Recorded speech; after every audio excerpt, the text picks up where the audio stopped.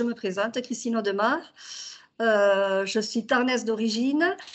J'ai passé 20 ans dans la grande distribution en tant que secrétaire comptable. Et ensuite, j'ai décidé de me retirer du secteur commercial pour aller dans un secteur de l'aide à domicile depuis 2011. D'abord en tant que secrétaire comptable pendant 8 ans. Et ensuite, en 2020, il y a eu une fusion et 2 départs à la retraite et j'ai intégré le pôle gestionnaire de paye RH. À quel moment vous avez ressenti le besoin de suivre, ce parcours, de VAE et quelle était votre principale, motivation, pour, effectuer ce tournant professionnel? Donc, au départ, ça a été suite justement à ce changement de poste au bout de 8 ans. Et en fait, je n'avais pas d'expérience ni au niveau du RH ni de la paye. Mmh. Et ce sont en fait mes prédécesseurs qui prenaient alors la retraite qui m'ont formée.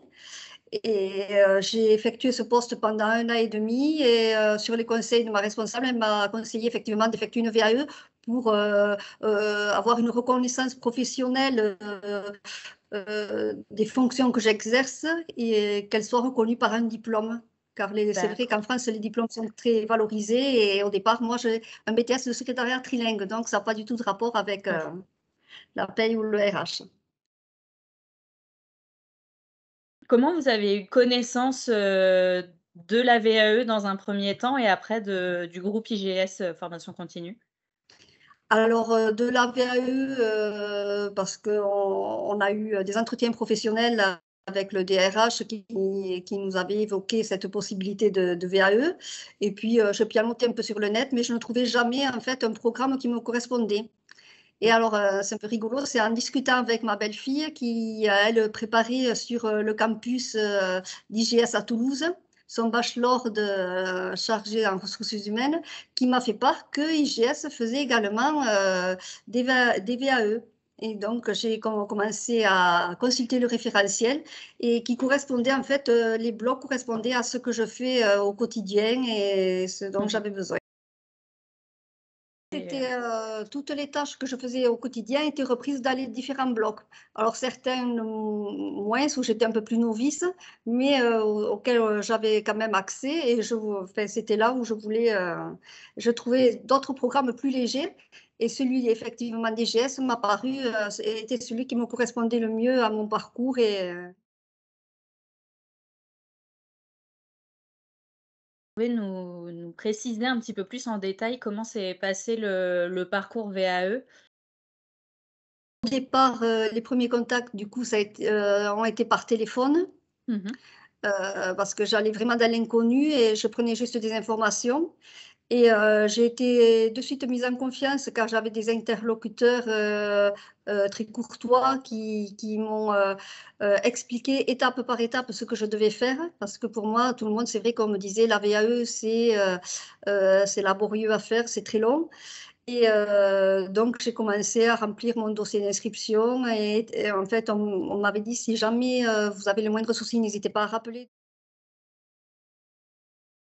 Ensuite, l'élaboration d'abord du livret 1 pour le dossier de Mmh. recevabilité, qui m'a permis déjà de faire, une recherche sur moi-même, sur, les atouts, parce qu'on nous demande les atouts ainsi que les difficultés, que l'on peut avoir, selon les différents blocs proposés et ensuite, le livret 2 qui par la suite a été effectivement, plus long et la rédaction du livret Mmh. 2 qui a été, alors, de mémoire, c'est le bloc 2 qui m'a pris beaucoup de temps, OK. parce qu'il m'a demandé le plus de gymnastique entre la théorie et la pratique. En fait, j'essayais d'expliquer ce que je faisais au quotidien, mais en lien avec la théorie. Donc j'ai fait beaucoup de recherches, pour essayer de démontrer ce qu'on fait, je faisais au quotidien. Comment ça s'est passé votre organisation, professionnelle au quotidien C'est sûr, à en allier? fait, je suis à plein temps, donc je finis le soir vers 18 heures. Mmh. Donc je prenais quand même, une pause, de 1/2 heure, 3/4 d'heure et ensuite, c'est vrai, je rallumais l'ordinateur, alors pas pas tout le temps. Des fois, parce que j'avais vu avec Madame da Silva qu'il fallait se laisser des temps de repos, les week-ends, prendre des vacances qu'on avait besoin. Mais j'essayais d'être régulière, sinon après de ne pas lâcher. Mmh. Et voilà, c'était surtout le soir et le week-end, la plupart de mon temps, le soir 1 heure et le week-end, des fois, ça me 1 heure et demie, 2 heures, pas, le samedi et le dimanche. Et de quel, accompagnement vous avez bénéficié?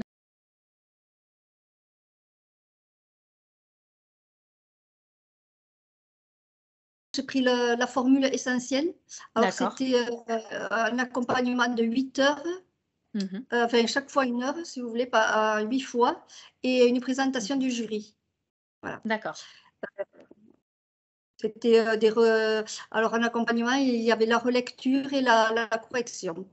OK. Et du coup, justement, concernant ce passage devant le jury,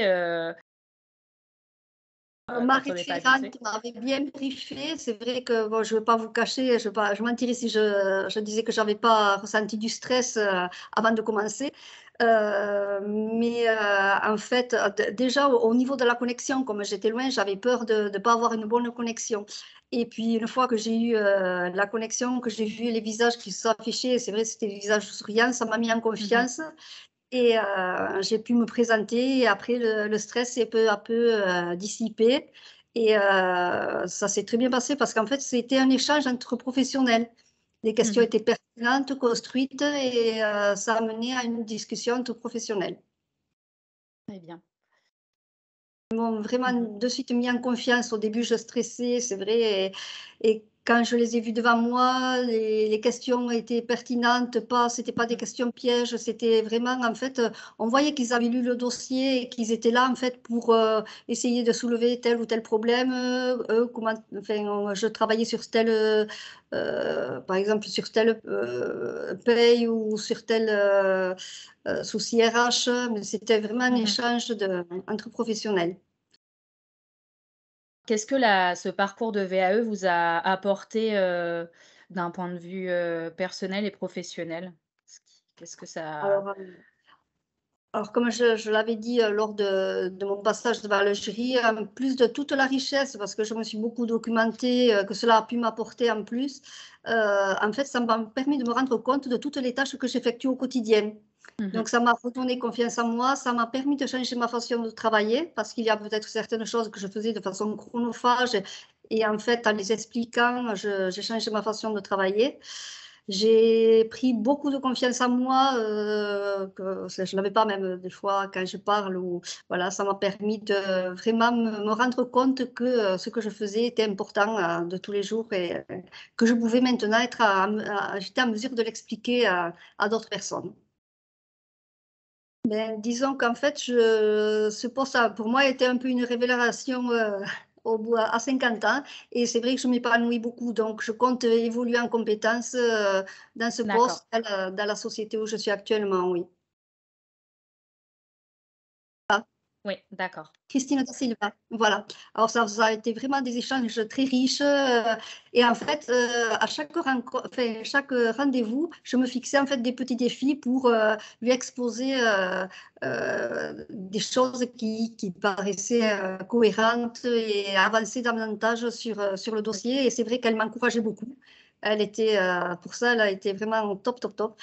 Pour moi, ça a été, vraiment parfait, quoi. Ça a été mon parcours, ça a été ma réalité, ça a été une belle Mmh. histoire.